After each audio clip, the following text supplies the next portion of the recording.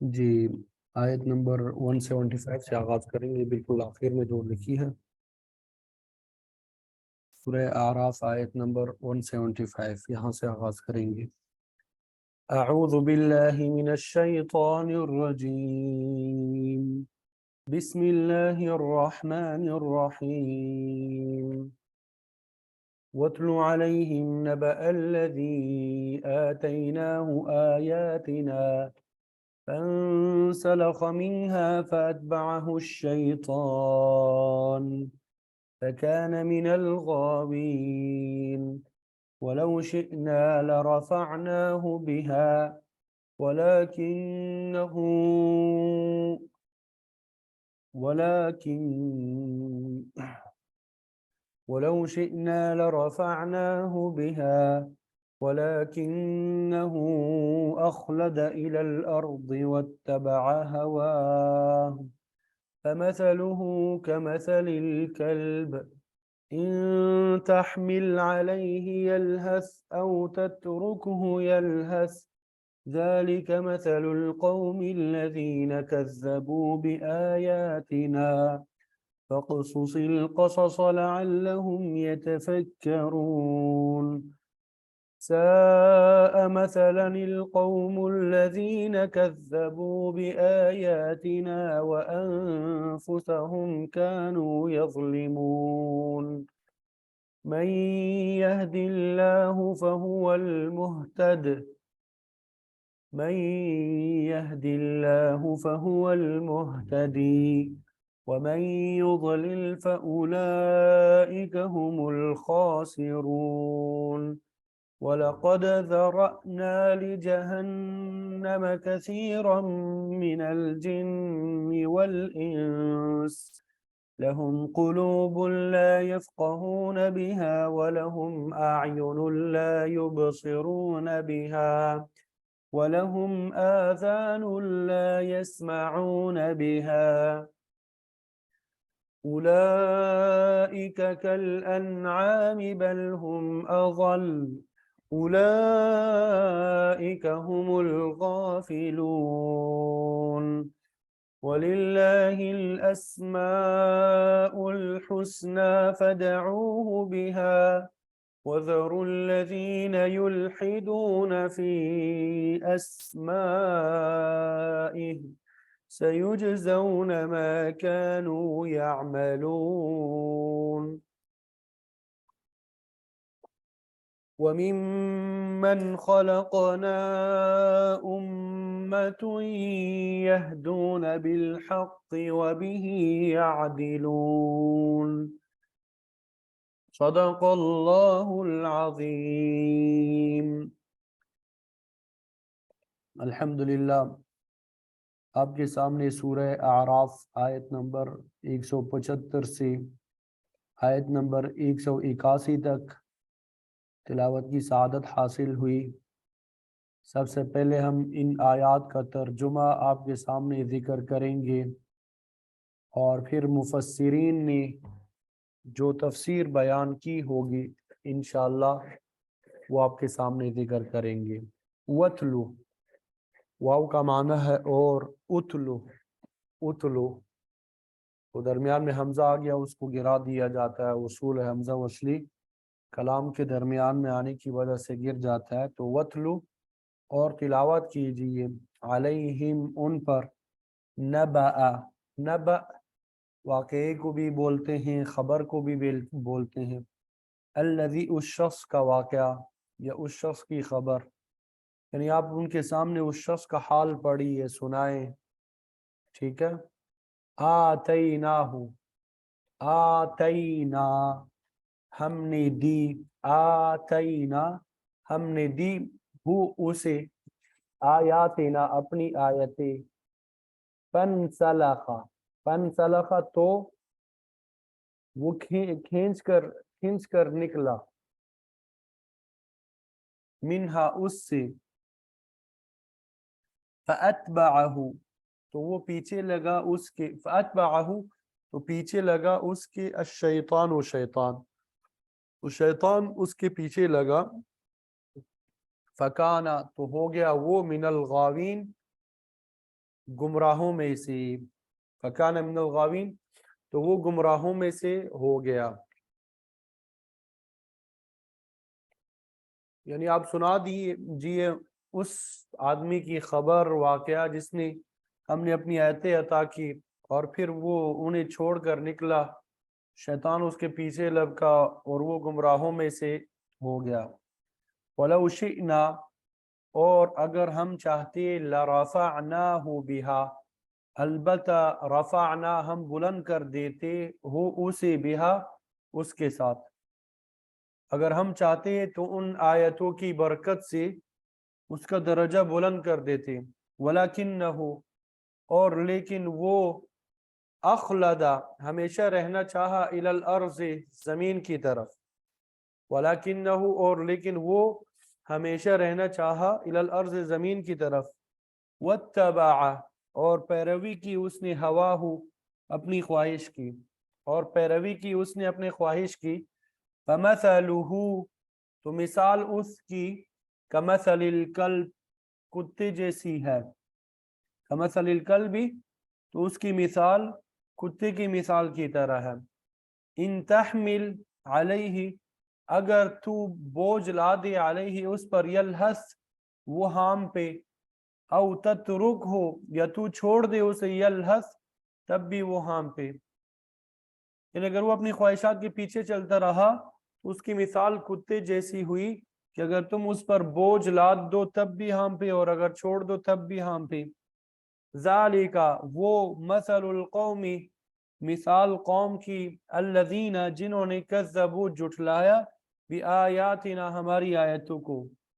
یہ مثال ان لوگوں کی ہے جنہوں نے ہماری آیتوں کو جھٹلایا، جنہوں نے ہماری آیتوں کو جھٹلایا. فقصص القصص، تو بیان کیجئے، القصص واقعی کو، لعلہم تاکہ وہ، یتفکرون غور و فکر کریں. فقصص القصص، تو آپ بیان کر دیجئے واقعے کو، لعلہم تاکہ وہ، یتفکرون غور و فکر کریں. ساء، بہت بری ہے، مثلا مثال، القوم قوم کی، الذین جنہوں نے، کذبوا تکذیب کی، جھٹلایا، بآیاتنا ہماری آیتوں کی، وانفسہم اور اپنی جانوں پر، کانوا یظلمون وہ ظلم کرتے رہے. یعنی بہت بری مثال ہے ان لوگوں کی جنہوں نے ہماری آیتوں کی تکذیب کی اور اپنی جانوں پر ظلم کرتے رہے.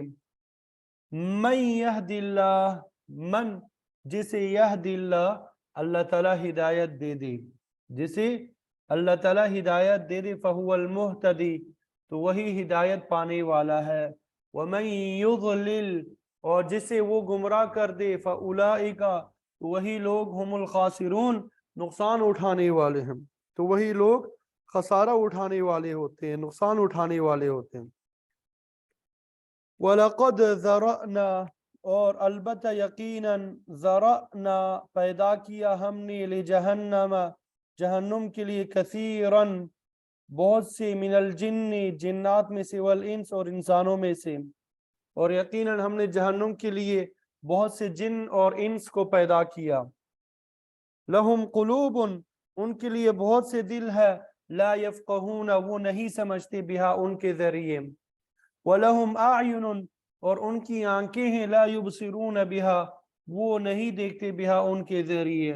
وَلَهُمْ آذَانٌ اور ان کے لیے کان ہے، لا يسمعون بہا وہ اس کے ذریعے نہیں سنتے.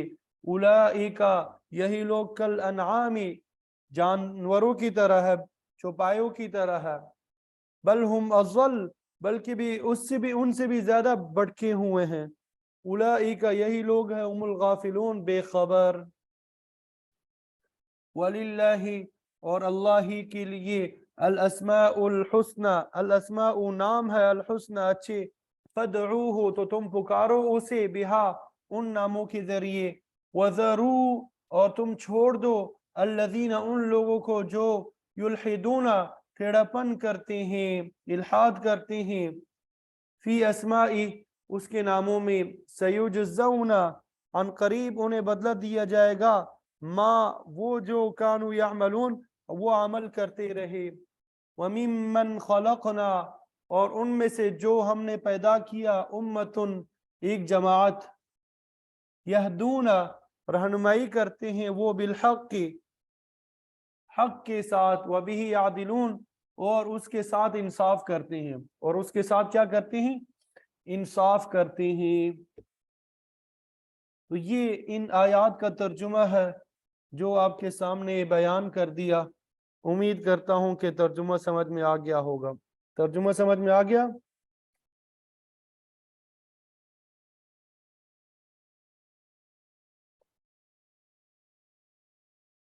جی ترجمہ سمجھ میں آ گیا انشاءاللہ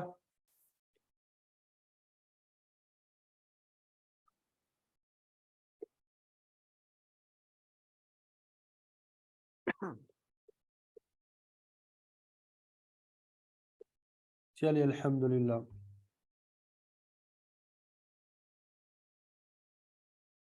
اب مفسرین نے جو تفسیر بیان کی ہے وہ آپ کے سامنے ذکر کریں گے تو اس سے پہلے جو آیات ہم نے تلاوت کی تھی ان میں عہد اور پیمان کا تذکرہ ہو چکا ہے پہلے اللہ تعالیٰ نے اس خاص عہد کا ذکر کیا جو بنی اسرائیل سے اس بات پر لیا گیا تھا کہ وہ اللہ تعالیٰ کی کتاب کو مضبوطی سے پکڑیں گے اس پہ عمل کریں گے اور اس کے بعد عمومی عہد کا ذکر تھا جو عالم ارواح میں تمام بنی نوع انسان سے لیا گیا جس میں انہوں نے اللہ تعالیٰ کی ربوبیت عامہ کا اقرار کیا اس عہد کا بیج ہر انسان کے قلب میں موجود ہے دل میں موجود ہے اس لیے اللہ تعالیٰ کی وحدانیت اس کی ربوبیت اس کی خالقیت کو ماننا انسان کی فطرت میں داخل ہے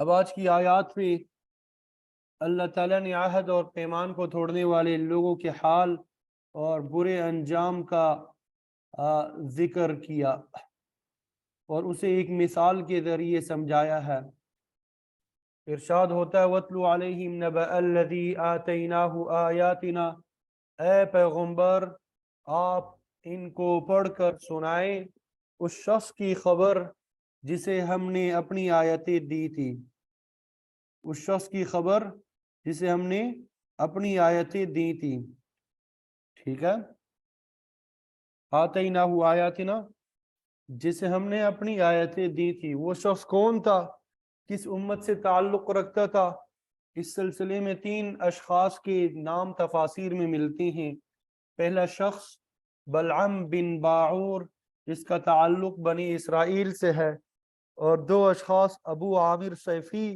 اور امیہ بن ابی صلت جو آپ صلی اللہ علیہ وسلم کے زمانے میں ہے اکثر مفسرین اس میں حضرت عبداللہ ابن عباس عبداللہ ابن مسعود اور امام مجاہد رحمۃ اللہ علیہ شامل ہے فرماتے ہیں کہ اللہ تعالیٰ نے اس آیت کریمہ میں جس شخص کا ذکر کیا ہے اور پھر اس کی مثال بیان فرمائی ہے وہ بنی اسرائیل سے تعلق رکھتا تھا اور تورات میں اس کا نام بلعم بن باعور مذکور ہے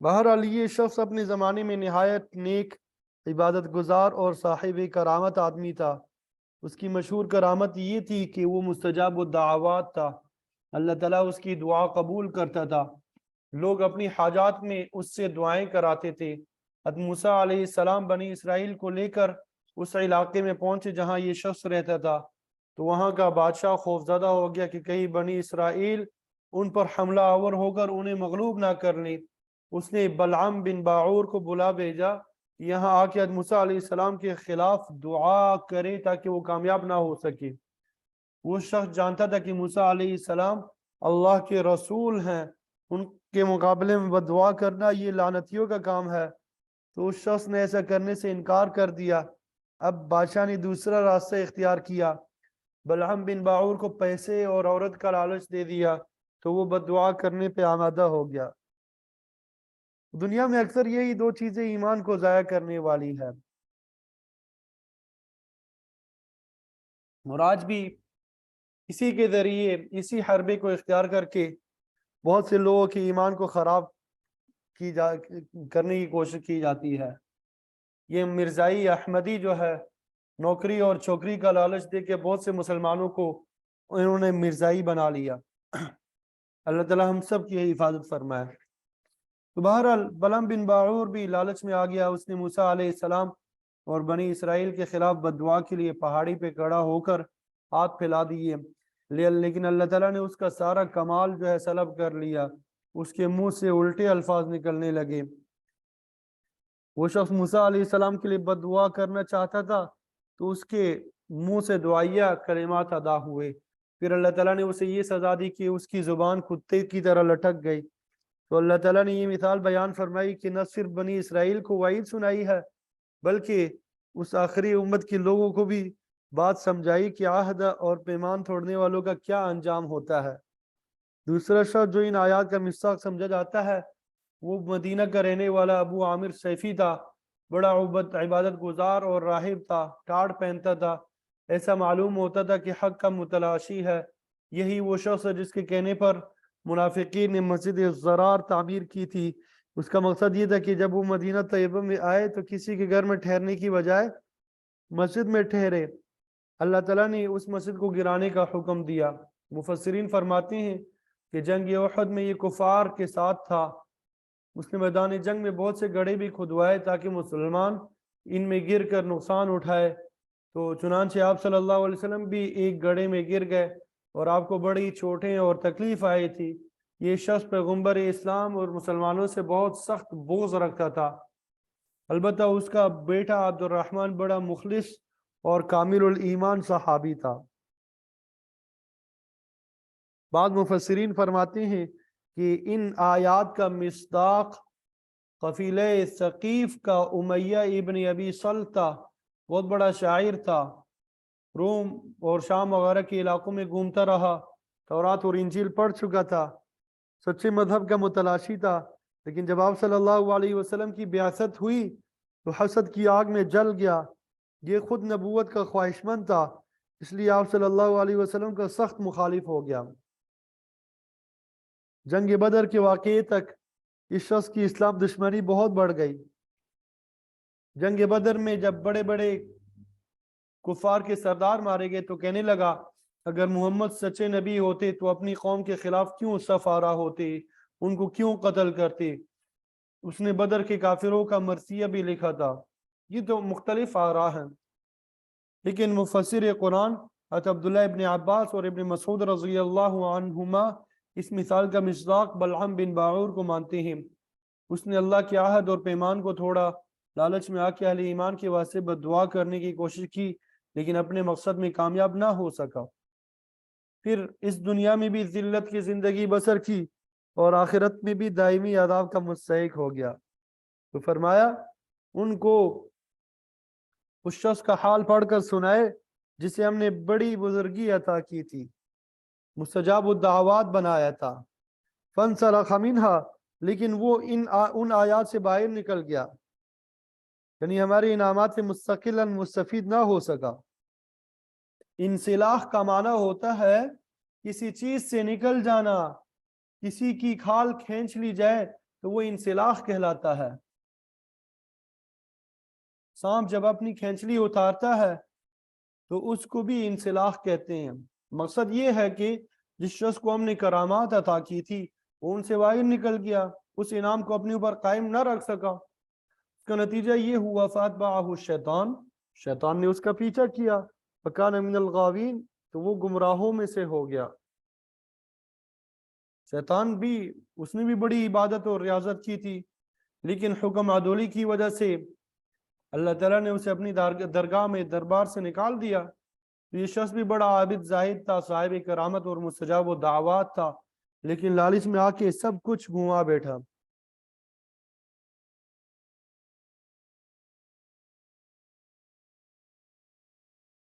تو شیطان جب دیکھتا ہے کہ کوئی شخص اصل راستے سے پھسل رہا ہے تو اس کے ساتھ چمٹ جاتا ہے، یہاں تک کہ اسے اپنا ساتھی بنا کر جہنم کی رفاقت حاصل کر لیتا ہے۔ تو فرمایا وَلَوْ شِئْنَا لَرَفَعْنَاهُ بِهَا، اگر ہم چاہتے تو اس شخص کو اپنی آیات کی بدولت بلندی تک پہنچاتے۔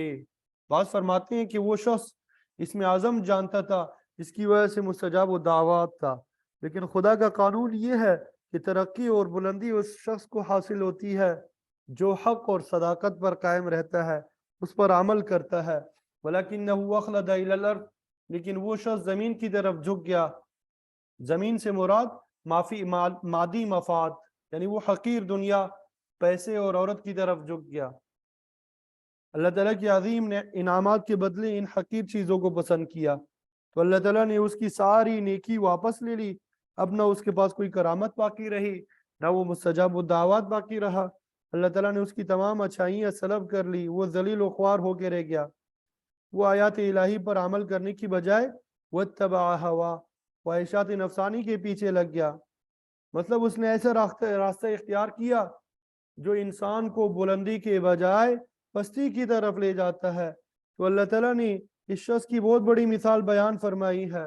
ارشاد ہوتا ہے فَمَثَلُهُ كَمَثَلِ الْكَلْبِ، اگر تم اس کو ڈانٹ پلا دو تو ہامتا ہے، او تترکہ یلہث، یا اگر چھوڑ دو پھر بھی ہامتا ہے۔ تحمل کے کئی معنی آتے ہیں، کوئی چیز لادنا، حملہ کرنا، ڈانٹ پلانا۔ مقصد یہ کہ کتا ہمیشہ ہامتا رہتا ہے، چاہے اسے کوئی تکلیف پہنچے یا نہ پہنچے۔ اصل میں کتے میں دو خصلتیں ایسی ہے جن کی وجہ سے وہ ہمیشہ بے چین رہتا ہے، ہامتا رہتا ہے۔ ان میں سے ایک حرص ہے اور دوسری شہوت پرستی۔ تو حرص اور لالچ جو ہے اس بات سے بھی آیا ہے کہ ہر چیز کو سونگتا پھرتا ہے۔ شہوت پرستی کی مثال یہ ہے کہ ایک مادہ کے پیچھے بھی کئی نر پڑے رہتے ہیں۔ ان دونوں بری خصلتوں کی وجہ سے کتے کے جسم میں ایک قسم کی گرمی پیدا ہوتی ہے جس کی وجہ سے یہ ہمیشہ ہامتا رہتا ہے۔ اسی لیے اللہ تعالیٰ نے فرمایا کہ کتا ہمیشہ ہامتا رہتا ہے، چاہے ڈانٹ پلائی جائے یا چھوڑ دیا جائے۔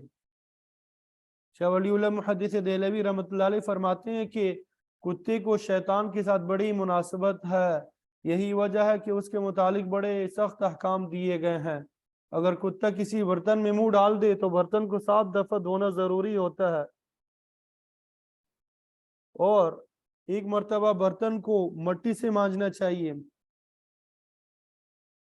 کیونکہ اس کے لعاب میں ایسے جراثیم ہوتے ہیں جو صابن کے ساتھ دھونے سے بھی ختم نہیں ہوتے، تو برتن میں مٹی مارنا ضروری ہو جاتا ہے۔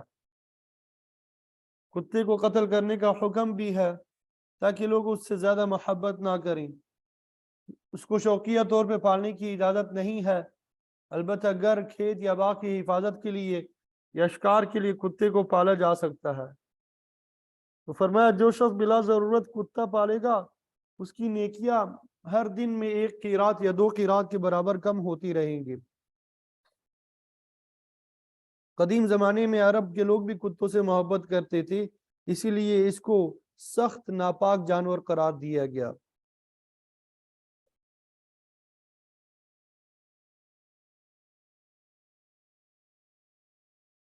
آپ صلی اللہ علیہ وسلم نے مسلمانوں کو یہ بات سمجھائی اور فرمایا لیس لنا مثل السوء، ہم اہل اسلام کی بری مثال نہیں ہونی چاہیے۔ العابد فی ہبته کالکلب یعود فی قیبہ، یعنی جو شخص کوئی چیز ہبہ کر کے واپس لے لیتا ہے اس کی مثال کتے کی طرح جو قے کر کے خود ہی چاٹ لیتا ہے۔ یہ بری خصلت اس میں شدید حرص کی وجہ سے پیدا ہوئی ہے۔ تو فرمایا ہماری مثال کتے جیسی نہیں ہونی چاہیے، یعنی ایماندار کو لالچی نہیں ہونا چاہیے۔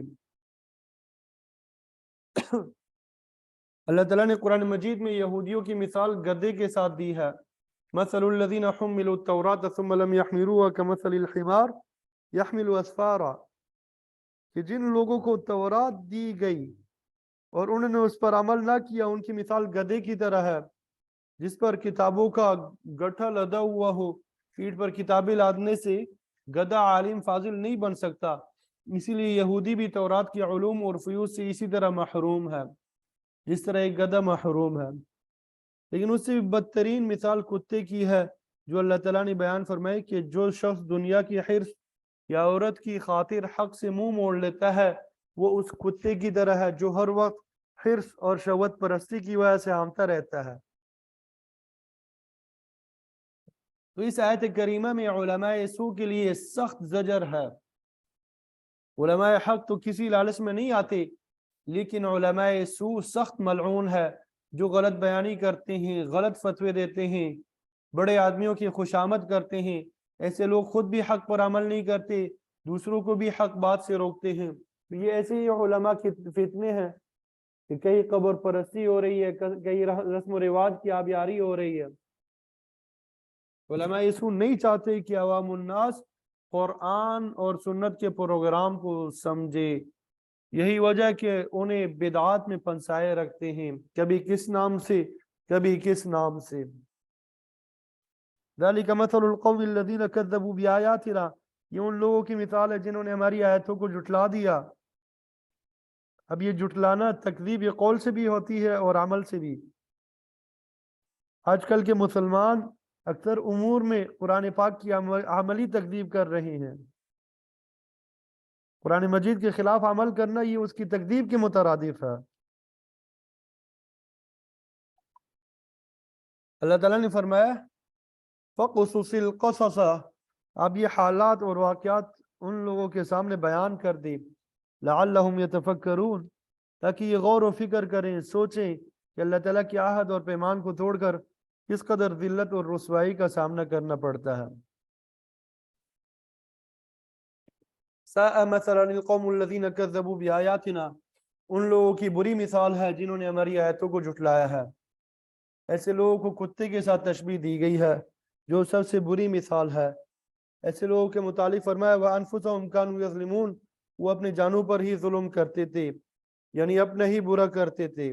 اللہ تعالیٰ کو کوئی نقصان نہیں پہنچا سکتے کیونکہ وہ تو بے نیاز ہے، اسے کچھ پرواہ نہیں۔ نقصان بلعام بن باعور ہی کا ہوگا یا اس سے ملتے جلتے علماء سو نقصان اٹھائیں گے۔ مَن يَهْدِ اللَّهُ فَهُوَ الْمُهْتَدِي، ہدایت تو وہی شخص پاتا ہے جس کو اللہ تعالیٰ ہدایت عطا کرتا ہے، تو اور وہ اللہ تعالیٰ سے ہدایت طلب کرنی چاہیے، گمراہی سے بچنا چاہیے۔ ترمذی شریف کی روایت میں آتا ہے کلکم ضال الا من ہدیتہ فاستہدونی اہدکم، اللہ تعالیٰ نے فرمایا کہ تم سب بھٹکے ہوئے ہو مگر وہ جسے میں ہدایت دوں، تم مجھ سے ہدایت طلب کیا کرو، میں تمہیں سیدھے راستے پہ چلاؤں گا۔ نماز کی ہر رکعت میں بھی یہی بات سمجھائی گئی، اہدنا الصراط المستقیم، کہ ہمیں ہر معاملے میں سیدھا راستہ دکھا، کیونکہ ہدایت وہی پاتا ہے جسے اللہ تعالیٰ راستہ دکھا دے، ہدایت دے۔ اور جو شخص حق کی مخالفت کرے گا اللہ تعالیٰ اسے لازمی طور پہ گمراہ کر دے گا۔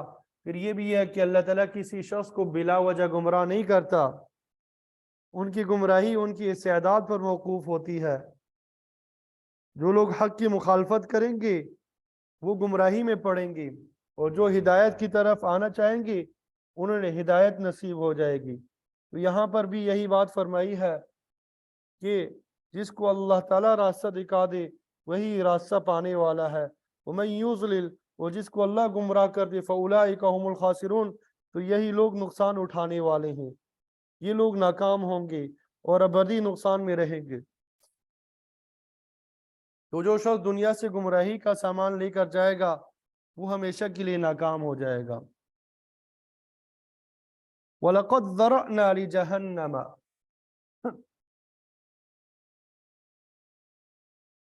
البتہ تحقیق ہم نے پیدا کی ہے۔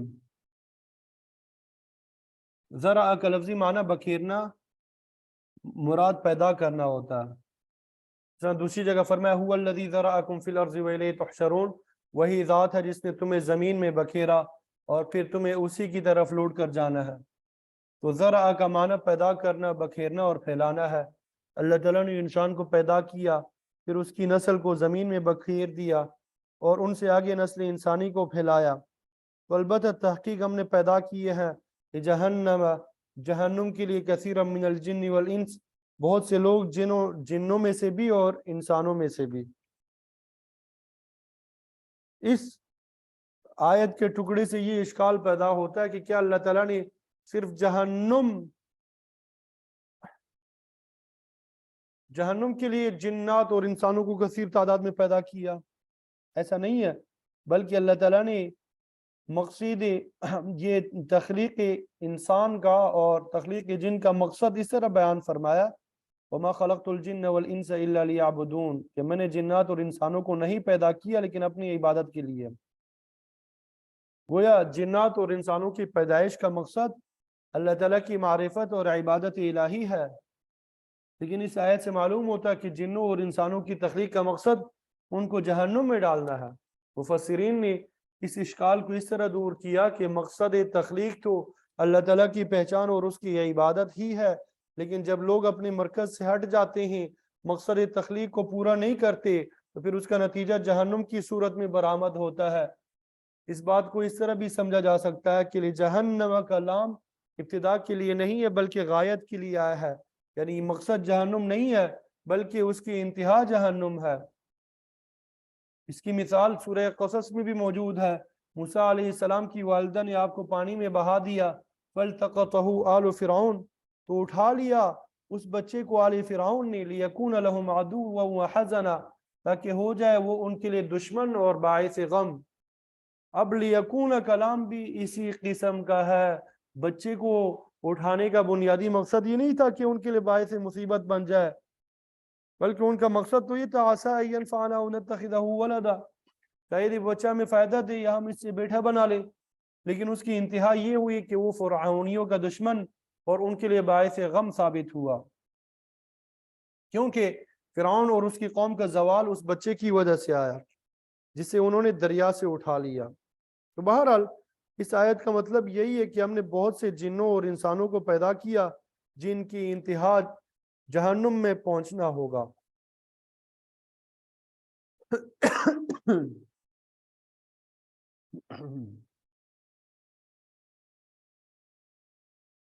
آگے پھر اللہ تعالیٰ نے انسان کے جہنمی ہونے کے لیے اس کے 3 اجزائے جسم کا ذکر فرمایا: دل، آنکھیں اور کان، جو اللہ تعالیٰ کی عطا کردہ ان نعمتوں سے صحیح طریقے سے فائدہ نہیں اٹھاتے وہی جہنم کے مستحق بنتے ہیں.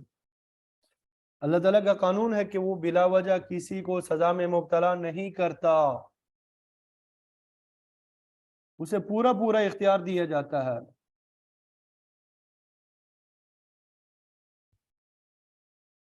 اور پھر عمر کے لیے میدان مہیا کیا جاتا ہے. آپ صلی اللہ علیہ وسلم کا فرمان ہے: کل میسر لما خلق لہ، ہر ایک کو اس چیز کی توفیق ملتی ہے جس کے لیے وہ پیدا کیا گیا، یہاں تک کہ اس کا خاتمہ اس کے آخری عمل کے مطابق کر دیا جاتا ہے. ظاہر ہے کہ جو شخص دل، آنکھ اور کان کو صحیح طور پہ استعمال نہیں کرے گا تو وہ نہ تو ان سے مستفید ہو سکے گا اور نہ ہی کامیاب ہوگا، بلکہ ایسا شخص جہنم کا حقدار ہوگا. تو ارشاد ہوتا ہے کہ جن لوگوں کو جہنم کے لیے پیدا کیا گیا، لہم قلوب لا یفقہون بہا، ان کے لیے دل ہے لیکن وہ سمجھتے نہیں. یہ پہلی دلیل ان کے جہنمی ہونے کی کہ اللہ تعالیٰ نے انہیں دل جیسی دولت عطا فرمائی ہے لیکن وہ اس سے کام ہی نہیں لیتی. سورہ انفال میں ایسے لوگوں کے متعلق فرمایا: ان شر الدواب عند اللہ الصم البکم الذین لا یعقلون، کہ اللہ تعالیٰ کے نزدیک بدترین جانور بہرے گونگے ہیں جو کچھ نہیں سمجھتے. اللہ تعالیٰ نے انہیں عقل جیسا جوہر عطا کیا لیکن وہ اس سے کام ہی نہیں لیتے.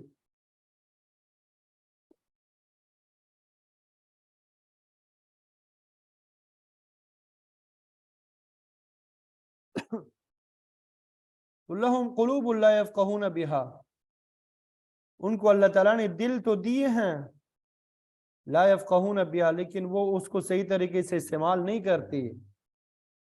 وَلَهُمْ أَعْيُنٌ لَا يُبْصِرُونَ بِهَا، ان کی آنکھیں ہیں لیکن وہ ان کے ساتھ غلط دیکھتے ہی نہیں ہے. اللہ تعالیٰ نے یہ آنکھیں اچھی اور بری چیز کے امتیاز کے لیے دی تھیں. آنکھیں آیات الہی اور دلائل قدرت کے مشاہدے کے لیے عطا کی گئی، بہت بڑی نعمت ہے. لیکن انسان جو ہے وہ اسے غلط استعمال کرتا ہے. جن چیزوں سے روکا گیا ان آنکھوں کے ذریعے سے ان کو دیکھنے لگتا ہے، ناجائز امور کی طرف وہ لگاتا ہے. تو مطلب یہی ہوگا ان کی آنکھیں لیکن وہ ان سے دیکھتے نہیں ہے. کان بھی اللہ تعالیٰ کی بہت بڑی نعمت ہے، ان کے ذریعے انسان آنکھوں سے بھی زیادہ معلومات حاصل کرتا ہے، یعنی بصارت کی نسبت سماعت سے انسان زیادہ مستفید ہوتا ہے. آنکھیں اور کان معلومات کو دماغ تک پہنچانے کا ذریعہ ہے، جب یہ معلومات دماغ میں پہنچتی ہے تو پھر وہ معاملے کا فیصلہ کرتا ہے اور انسان اس کے مطابق عمل درآمد کرتا ہے۔ تو آنکھوں کی طرح کانوں کا صحیح استعمال ہی انسان کو کامیابی سے ہمکنار کر سکتا ہے۔ قرآن مجید کی تلاوت ہے، احادیث نبوی ہے، احکامات الہی ہے، واعظ و نصیحت، یہ سنے گا تو یہ کانوں کا صحیح مصرف ہوگا۔ اور اگر کسی شخص نے اپنے سماعت کو گانے بجانے، قصہ کہانیوں، بیہودہ باتیں، لطیفہ گوئی، ٹیلی ویژن وغیرہ کی طرف مرکوز کیا تو ظاہر ہے اس نے اس نعمت کی قدر نہیں کی۔ ایسے ہی لوگوں کے متعلق فرمایا وَلَهُمْ آذَانٌ لَا يَسْمَعُونَ بِهَا، ان کے کان تو موجود ہے لیکن وہ ان سے سنتے نہیں ہیں۔ تو اللہ تعالیٰ نے یہاں پر انسان کے تین اہم اجزاء دل، آنکھ اور کان کا ذکر کر کے فرمایا کہ جن لوگوں نے ان اعضاء رئیسہ سے صحیح کام نہ لیا اولئک کالانعام، یہ جانوروں اور مویشیوں کی طرح ہے۔ جانور بھی اپنی مادی ضروریات کھانے پینے اور شہوانیات تک محدود رکھتے ہیں، ان کے نزدیک کوئی بڑا مقصد نہیں ہوتا، تو اسی طرح یہ لوگ بھی مادیت کے پجاری ہیں، تو یہ بھی جانوروں کی طرح ہے، بل ہم اضل، بلکہ جانوروں سے بھی زیادہ گمراہ ہے، ان سے بھی گئے گزرے ہیں۔ وجہ یہ ہے کہ کوئی جانور اپنے مقصد تخلیق کو فراموش نہیں کرتا، اللہ تعالیٰ نے اسے جس مقصد کے لیے پیدا فرمایا وہ اپنا فرض انجام دیتا ہے۔ جب اس کا مالک کسی کام کے لیے پکارتا ہے تو وہ اس آواز کو سنتا ہے، اس کے حکم پر عمل کرتا ہے، جس چیز سے منع کرتا ہے اس سے رک جاتا ہے۔ لیکن یہ انسان ہے کہ اس کا مالک اسے دن میں 5 دفعہ بلاتا ہے لیکن یہ سنی انسنی کر دیتا ہے، وہ جس کا کام کا حکم دیتا ہے اسے ٹال جاتا ہے، جس سے منع کرتا ہے یہ اس پہ اڑا رہتا ہے۔ جانور اپنے مالک کی خواہش کو اپنی خواہش پہ مقدم رکھتے ہیں لیکن انسان اپنی مرضی کو مالک کی مرضی پر ترجیح دیتا ہے۔ اسی لیے فرمایا کہ اللہ تعالیٰ کی نعمتوں کی ناقدری کرنے والے انسان جانوروں کی طرح ہے بلکہ ان سے بھی بدتر ہے۔ شاہ عبدالعزیز محدث دہلوی رحمۃ اللہ علیہ فرماتے ہیں کہ کفر اور شرک کرنے والے اللہ تعالیٰ کی بدترین مخلوق ہے جنہیں اللہ تعالیٰ نے شر البریہ فرمایا ہے۔ وجہ یہی ہے کہ وہ اپنی خواہش کو مالک کی خواہش پر مقدم رکھتے ہیں۔ اولئک هم الغافلون، حقیقت میں غافل ہیں یہی لوگ۔ غفلت انسان کو دوزخ تک پہنچانے کا ذریعہ بن جاتی ہے۔ اللہ اکبر۔ اللہ تعالیٰ کے ذکر سے غافل ہونا یہ ناکامی کی دلیل ہے۔ غفلت ہی مادیت، حرص اور دنیا میں انہماک کا سبب بنتی ہے۔ اسی لیے فرمایا کہ یہ لوگ غافل ہے جو اپنے رب کو یاد نہیں کرتے۔ اس کا حکم تو یہ ہے کہ اپنے رب کو صبح و شام یاد کرو، وَلَا تَكُن مِّنَ الْغَافِلِينَ، غفلت کرنے والوں میں سے مت ہو جاؤ۔ اللہ تعالیٰ سے سب سے بعید چیز قلب غافل ہے۔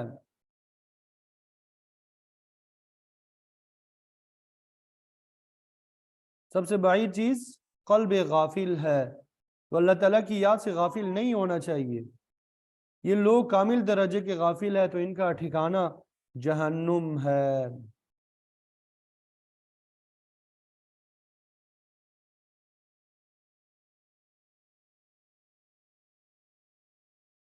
جب فرمایا گیا نا کہ اللہ تعالیٰ کو پکارو، اللہ کے علاوہ کسی کو مت پکارو، اب سوال پیدا ہوتا ہے کہ اللہ تعالیٰ کو کن ناموں کے ساتھ پکارنا چاہیے؟ تو اس حوالے سے اللہ تعالیٰ نے اگلی آیت میں فرمایا وَلِلَّهِ الْأَسْمَاءُ الْحُسْنَى، اللہ تعالیٰ کے بڑے اچھے نام ہیں، سب اچھے نام ہیں، فَادْعُوهُ بِهَا، تو اسے انہی ناموں سے پکارو۔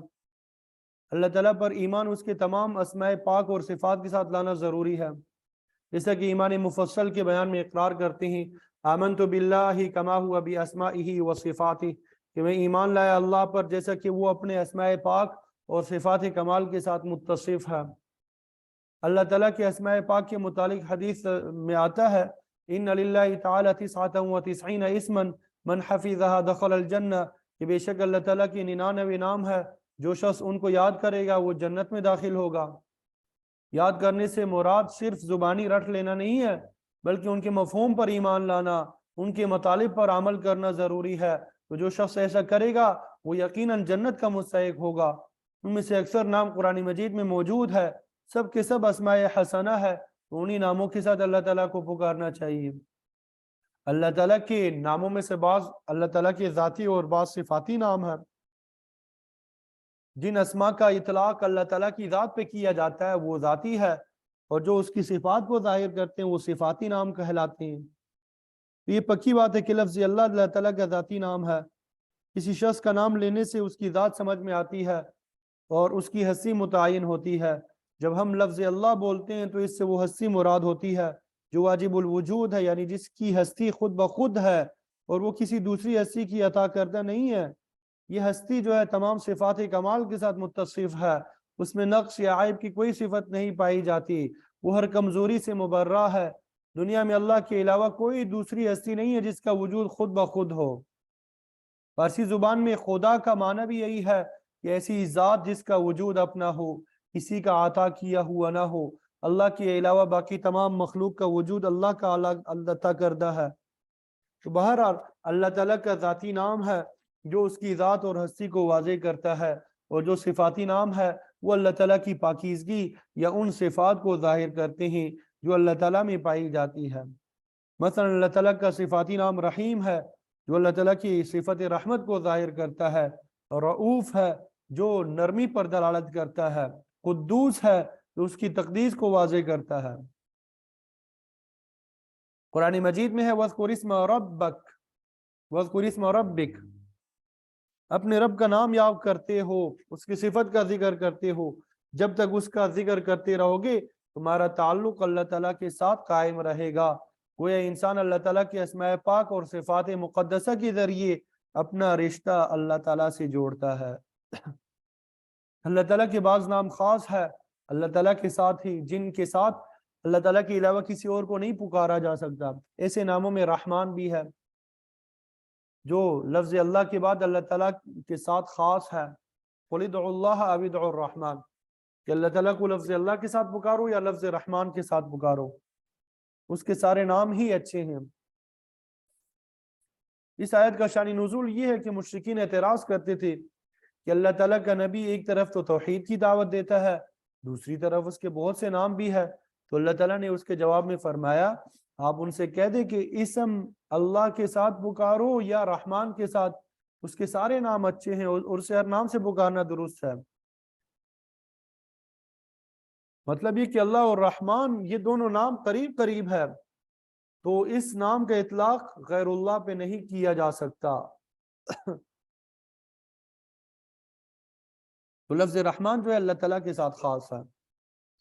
بعض نام ایسے بھی ہے جن کا اطلاق غیر اللہ پہ بھی ہو سکتا ہے، جیسے لفظ رحیم ہے، اس کا اطلاق اللہ تعالیٰ پہ بھی ہوتا ہے، مخلوق پر بھی ہوتا ہے۔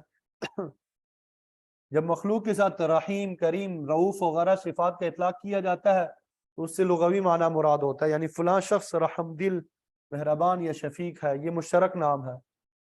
آپ صلی اللہ علیہ وسلم کے لیے بھی رؤوف اور رحیم دونوں کا لفظ استعمال ہوا، بالمؤمنین رؤوف رحیم، کہ آپ مؤمنوں کے ساتھ پوری مخلوق میں زیادہ شفیق اور زیادہ مہربان ہے۔ اور جب یہی لفظ اللہ تعالیٰ کی ذات کے لیے بولے جاتے ہیں تو ان سے اللہ تعالیٰ کا فیضان عام اور شفقت تامہ مراد ہوتی ہے۔ تو بہرحال جس طرح لفظ رحمان اللہ تعالیٰ کے لیے خاص ہے، اسی طرح اس میں خالق بھی صرف اسی کے لیے جائز ہے، کہیں دوسری ذات کے لیے خالق کا لفظ استعمال نہیں کیا جا سکتا، یہ بھی اللہ تعالیٰ کے لیے خاص ہے۔ تو فرمایا اللہ تعالیٰ کے اچھے نام ہے، اسے ان کے ساتھ پکارو۔ وَذَرُوا الَّذِينَ يُلْحِدُونَ فِي أَسْمَائِهِ، اور چھوڑو ان لوگوں کو جو اللہ کے ناموں میں الحاد کرتے ہیں، یعنی ٹھیڑا چلتے ہیں۔ لحد کا معنی ہوتا ہے ٹھیڑا۔ قبر کو بھی اسی وجہ سے لحد کہتے ہیں کہ وہ ٹھیڑی ہوتی ہے۔ ملحد ایسے شخص کو کہتے ہیں جس کی فکر ٹھیڑی اور فاسد ہوتی ہے۔ تو فرمایا اللہ کے ناموں میں الحاد کرنے والوں کو چھوڑ دو۔ اللہ کے ناموں کے ساتھ الحاد کا مطلب یہ ہے کہ جو نام اللہ تعالیٰ کی ذات کے لیے خاص ہے ان کا اطلاق کسی دوسری ذات پر کرو، جیسے رحمان کا ذکر پہلے آ چکا۔ کفار جو تھے وہ لوگ اس کا اطلاق مسیلمہ کذاب پہ کرتے تھے، جیسے مشرکین نے اپنے معبودوں کے نام اللہ کے نام پہ رکھ لیے تھے۔ مثلا اللہ سے لات بنا لیا، عزیز سے عزہ کا نام نکال لیا، اسی طرح منات کا نام منان سے اخذ کیا گیا تھا۔ تو یہ الحاد اور کجروی ہے، اللہ تعالیٰ کے اصل ناموں کو بگاڑ کر وہی نام اپنے معبودان باطلہ کے لیے مقرر کر لیے جائیں۔ تو اللہ تعالیٰ کے لیے وہی نام بولنے چاہیے جو قرآن اور سنت سے ثابت ہے، اپنی طرف سے کوئی ایسا نام نہیں بنانا چاہیے جو شریعت میں ثابت نہیں ہے۔ شریعت کے بتائے ہوئے صفاتی نام ہی درست ہے۔